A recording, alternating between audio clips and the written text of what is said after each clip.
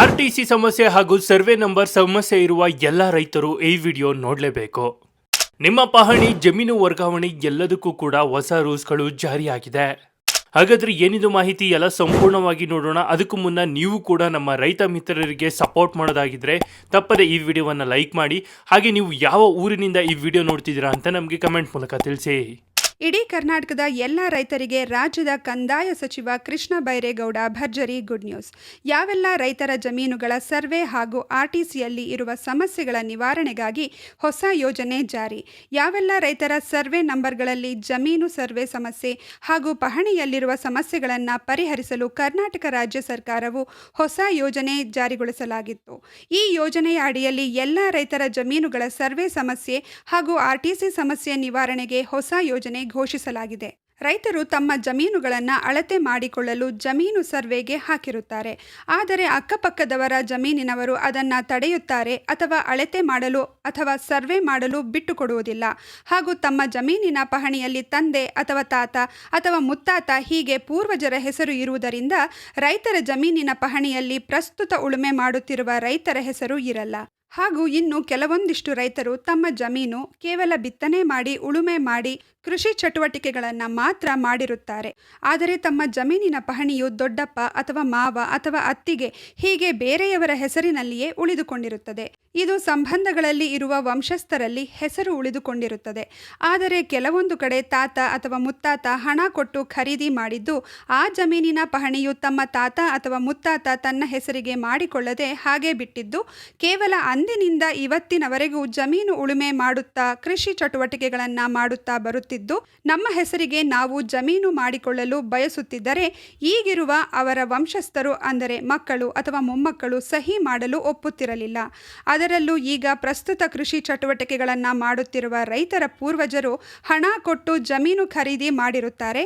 ಆದರೆ ಅವರ ಹೆಸರಿಗೆ ಜಮೀನಿನ ಪಹಣಿ ಅಂದರೆ ಆರ್ಟಿಸಿ ವರ್ಗಾವಣೆ ಮಾಡಿಕೊಂಡಿರುವುದಿಲ್ಲ. ಯಾಕೆ ಅಂದರೆ ಅಂದಿನ ಕಾಲದಲ್ಲಿ ಅಷ್ಟೊಂದು ವಿಶ್ವಾಸ ಹಾಗೂ ನಂಬಿಕೆ ಇತ್ತು. ಆದರೆ ಇತ್ತೀಚೆಗೆ ಅವರ ಮುಂದಿನ ಪೀಳಿಗೆಯ ಮಕ್ಕಳು ಅಥವಾ ಮೊಮ್ಮಕ್ಕಳು ನೀವು ಕೇವಲ ಬಿತ್ತನೆ ಮಾಡಿ ಹೋಗುತ್ತಿದ್ದೀರಿ, ನಮ್ಮ ತಾತನ ಜಮೀನು ಉಳುಮೆ ಮಾಡಿ ಅದನ್ನು ಭೋಗಿಸುತ್ತಿದ್ದೀರಿ ಎಂದು ಪೊಲೀಸ್ ಠಾಣೆ ಮೆಟ್ಟಿಲು ಹಾಗೂ ಕೋರ್ಟು ಕೇಸು ಅಂತ ಅಲೆದಾಡಿ ತಮ್ಮ ಜಮೀನು ತಾತ ಮಾರಾಟ ಮಾಡಿದ್ದರೂ ಕೂಡ ಮತ್ತೆ ಮುಂದೆ ಮೊಮ್ಮಕ್ಕಳು ಮಕ್ಕಳು ಅದನ್ನು ಮರಳಿ ಪಡೆಯುತ್ತಿದ್ದಾರೆ. ಇಂತಹ ಸಮಸ್ಯೆಗಳು ಕೂಡ ರಾಜ್ಯದಲ್ಲಿ ಹೆಚ್ಚಾಗಿ ಉಳಿದುಕೊಂಡಿವೆ. ಇದರ ಜೊತೆಗೆ ಸರ್ಕಾರವು ಕೆಲವು ಬಡವರಿಗೆ ಸರ್ಕಾರಿ ಜಮೀನು ವಿತರಣೆ ಮಾಡಿದ್ದು ಆ ಜಮೀನುಗಳಲ್ಲಿಯೂ ಕೂಡ ಅಂದರೆ ಆರ್ಟಿಸಿಯಲ್ಲಿ ಪೂರ್ವಜರ ಹೆಸರು ಅಥವಾ ಅಣ್ಣ, ದೊಡ್ಡಪ್ಪ, ಅಜ್ಜ, ಅಜ್ಜಿ ಹೀಗೆ ವಂಶಸ್ಥರ ಹೆಸರಿನಲ್ಲಿ ಸರ್ಕಾರ ನೀಡಿರುವ ದಾನಪತ್ರದ ಮೂಲಕ ಇರುವ ಸರ್ಕಾರಿ ಜಮೀನು ಈಗ ಪ್ರಸ್ತುತ ಉಳುಮೆ ಮಾಡುತ್ತಿರುವ ರೈತನ ಹೆಸರಿಗೆ ಇರುವುದಿಲ್ಲ. ಹಾಗೂ ಸರ್ಕಾರಗಳಿಂದ ದೊರೆಯುವ ಯಾವುದೇ ಇನ್ಶೂರೆನ್ಸ್ ಅಥವಾ ಸಾಲ ಸೌಲಭ್ಯ ಕೂಡ ದೊರೆಯುತ್ತಿಲ್ಲ. ಇಂತಹ ಸಮಸ್ಯೆಗಳು ಕೂಡ ರಾಜ್ಯದಲ್ಲಿ ಹೆಚ್ಚಾಗಿ ಉಳಿದುಕೊಂಡಿವೆ. ಇಂತಹ ಎಲ್ಲ ಸಮಸ್ಯೆಗಳನ್ನು ಗಮನಿಸಿದ ರಾಜ್ಯ ಕಂದಾಯ ಇಲಾಖೆಯ ಸಚಿವ ಕೃಷ್ಣ ಬೈರೇಗೌಡ ಇಂತಹ ರೈತರಿಗಾಗಿಯೇ ಹೊಸ ಯೋಜನೆ ಜಾರಿಗೊಳಿಸಿದ್ದು, ರಾಜ್ಯದಲ್ಲಿ ಈ ಹಿಂದೆ ಹೇಳಿದ ಎಲ್ಲ ಸಮಸ್ಯೆಗಳನ್ನು ಹೊರತುಪಡಿಸಿ ಇನ್ನೂ ಕೂಡ ಬೇರೆ ಯಾವುದೇ ಸಮಸ್ಯೆಗಳು ನಿಮ್ಮ ಜಮೀನಿನ ಪಹಣಿಗೆ ಸಂಬಂಧಿಸಿದಂತೆ ಇದ್ದಲ್ಲಿ ಈ ಯೋಜನೆ ಅಡಿಯಲ್ಲಿ ನೀವು ಬಗೆಹರಿಸಿಕೊಳ್ಳಬಹುದಾಗಿದೆ. ಬನ್ನಿ, ಇಷ್ಟಕ್ಕೂ ನೀವು ಕೂಡ ರೈತರಾಗಿದ್ದರೆ ಅಥವಾ ರೈತ ಕುಟುಂಬಕ್ಕೆ ಸೇರಿದವರಾಗಿದ್ದರೆ ತಪ್ಪದೆ ಈ ವಿಡಿಯೋಗೆ ಈಗಲೇ ಒಂದು ಲೈಕ್ ಮಾಡಿ. ಕರ್ನಾಟಕ ರಾಜ್ಯ ಕಂದಾಯ ಇಲಾಖೆ ಜಾರಿಗೊಳಿಸುವ ಹೊಸ ಯೋಜನೆಯಾದರೂ ಏನು? ನಮ್ಮ ಜಮೀನಿನ ಪಹಣಿ ಹಾಗೂ ಜಮೀನಿನ ಸರ್ವೆ ಕುರಿತು ಅಂದರೆ ಉಳುಮೆ ಮಾಡುತ್ತಿರುವ ಜಮೀನಿಗೂ ಹಾಗೂ ಪಹಣಿಯಲ್ಲಿರುವ ಜಮೀನಿಗೂ ಅತ್ಯಂತ ವ್ಯತ್ಯಾಸವಿದೆ. ಅಂತಹ ಸಮಸ್ಯೆಗಳು ಕೂಡ ಇರುವವರಿಗೆ ರಾಜ್ಯ ಸರ್ಕಾರ ಯೋಜನೆ ಜಾರಿಗೊಳಿಸಿದೆ. ಹೌದು, ರಾಜ್ಯ ಸರ್ಕಾರ ಯೋಜನೆ ಜಾರಿಗೊಳಿಸಿದೆ ಅಂದರೆ ಉದಾಹರಣೆಗೆ ಹೇಳಬೇಕು ಅಂದರೆ 2 ಎಕರೆ ಜಮೀನು ಪಹಣಿಯಲ್ಲಿ ತೋರಿಸುತ್ತಿದ್ದು ಜಮೀನು 1.5 ಎಕರೆ ಅಥವಾ 1 ಎಕರೆ ಇದ್ದು ಇನ್ನೂ 1 ಎಕರೆ ಯಾವ ಕಡೆ ಹೋಗಿದೆ, ಯಾವ ರೈತನ ಜಮೀನಿನಲ್ಲಿ ಸೇರಿಕೊಂಡಿದೆ ಅದನ್ನು ಪತ್ತೆ ಹಚ್ಚಿ ಮರಳಿ ರೈತನು ಹೇಗೆ ಪಡೆದುಕೊಳ್ಳಬೇಕು, ಅದಕ್ಕೆ ಇತ್ತೀಚೆಗೆ ಕರ್ನಾಟಕ ಕಂದಾಯ ಇಲಾಖೆಯು ಜಾರಿಗೊಳಿಸಿರುವ ಹೊಸ ಯೋಜನೆಯ ಅಡಿಯಲ್ಲಿ ಪರಿಹಾರವನ್ನು ಹೇಗೆ ಪಡೆದುಕೊಳ್ಳಬೇಕು ಎನ್ನುವ ಸಂಪೂರ್ಣ ಮಾಹಿತಿಯನ್ನು ಕೂಡ ಈ ವಿಡಿಯೋದಲ್ಲಿ ನೀಡಲಾಗಿದೆ.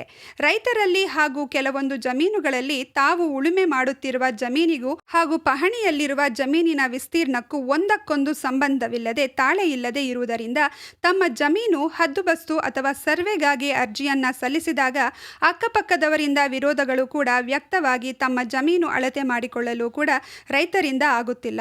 ಹೀಗೆ ಸರ್ವೇ ಸಾಮಾನ್ಯವಾಗಿ ಹೇಳಬೇಕು ಅಂದರೆ ಜಮೀನಿಗೆ ಸಂಬಂಧಿಸಿದ ಎಲ್ಲ ಸಮಸ್ಯೆಗಳ ನಿವಾರಣೆಗಾಗಿ ರಾಜ್ಯ ಸರ್ಕಾರವು ಹೊಸ ಯೋಜನೆ ಜಾರಿಗೆ ತಂದಿದ್ದು, ಈ ಯೋಜನೆಯಲ್ಲಿ ಸಮಸ್ಯೆ ಇರುವ ರೈತರು ತಮ್ಮ ಸಮಸ್ಯೆಯನ್ನು ಸಂಪೂರ್ಣವಾಗಿ ಪರಿಹಾರ ಮಾಡಿಕೊಳ್ಳಬಹುದಾಗಿದೆ.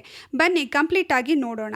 ಪಗರ್ ಹುಕುಂ ರೈತರ ಜಮೀನುಗಳ ಸರ್ವೆ ಮತ್ತು ಆರ್ಟಿಸಿ ಸಮಸ್ಯೆ ನಿವಾರಣೆಗೆ ನನ್ನ ಭೂಮಿ ಅಭಿಯಾನ ಆರಂಭಿಸಲಾಗಿದೆ ಎಂದು ಕಂದಾಯ ಸಚಿವ ಕೃಷ್ಣ ಬೈರೇಗೌಡ ತಿಳಿಸಿದರು. ವಿಕಾಸಸೌಧದಲ್ಲಿ ಸುದ್ದಿಗಾರರೊಂದಿಗೆ ಮಾತನಾಡಿದ ಸಚಿವರು, ಅವರು 2013-18 ಅವಧಿಯಲ್ಲಿ 25,842 ದುರಸ್ಥಿತಿಯಾಗಿದ್ದರೆ 2018-23 ಅವಧಿಯಲ್ಲಿ 8,500 ಪ್ರಕರಣಗಳು ವಿಲೇವಾರಿಯಾಗಿವೆ ಎಂದರು. 2025 ಜನವರಿಯಿಂದ ಆರಂಭವಾದ ಈ ಅಭಿಯಾನದಡಿ ಸದ್ಯ ರಾಜ್ಯದೆಲ್ಲೆಡೆ 1,93,615 ಪ್ರಕರಣಗಳಲ್ಲಿ ಸರ್ವೆ ಮತ್ತು ಪೋಡಿ ದುರಸ್ತಿ ನಡೆಯುತ್ತಿದೆ. ಅಧಿಕಾರಿಗಳು ಜನರ ಮನೆ ಬಾಗಿಲಿಗೆ ತೆರಳಿ ಸೇವೆ ನೀಡುತ್ತಿರುವುದು ಸರ್ಕಾರದ ಬದ್ಧತೆಯ ಕಾರ್ಯ ಎಂದು ಹೇಳಿದ್ದಾರೆ. ಹಾವೇರಿಯಲ್ಲಿ ಫೆಬ್ರವರಿ 14ರಂದು ಭೂ ಗ್ಯಾರಂಟಿ ಯೋಜನೆ ಸಮರ್ಪಣಾ ಸಮಾವೇಶ ನಡೆಯಲಿದ್ದು, ಕಾರ್ಯಕ್ರಮದಲ್ಲಿ ಹಾವೇರಿ ಸೇರಿದಂತೆ ಸುತ್ತಲ 8 ಜಿಲ್ಲೆಗಳ ಸುಮಾರು 1.10 ಲಕ್ಷ ಜನರಿಗೆ ಭೂಮಿಯ ಹಕ್ಕುಪತ್ರ ವಿತರಿಸಲಾಗುತ್ತದೆ. ಗ್ಯಾರಂಟಿ ಯೋಜನೆಗಳನ್ನು ಜಾರಿಗೊಳಿಸಿರುವ ಸರ್ಕಾರದ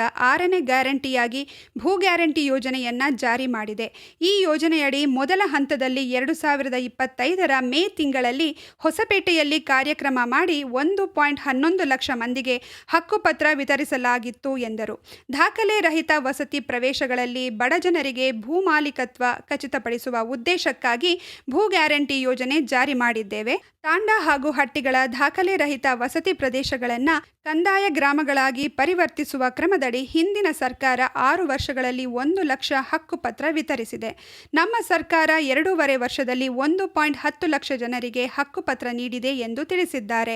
ರಾಜ್ಯದಲ್ಲಿ ಮೃತರ ಹೆಸರಿನಲ್ಲಿ ಮುಂದುವರೆದಿರುವ 49 ಲಕ್ಷ ಜಮೀನುಗಳನ್ನು ಗುರುತಿಸಿ ಅವುಗಳ ಮಾಲೀಕತ್ವವನ್ನು ವಾರಸುದಾರರಿಗೆ ಹಸ್ತಾಂತರಿಸುವ ಕಾರ್ಯ ನಡೆಯುತ್ತಿದೆ. ಈಗಾಗಲೇ 12 ಲಕ್ಷ ಮೂಲ ವಾರಸುದಾರರಿಗೆ ಜಮೀನು ಹಸ್ತಾಂತರಿಸಿ ಪಹಣಿ ವರ್ಗಾಯಿಸಲಾಗಿದೆ.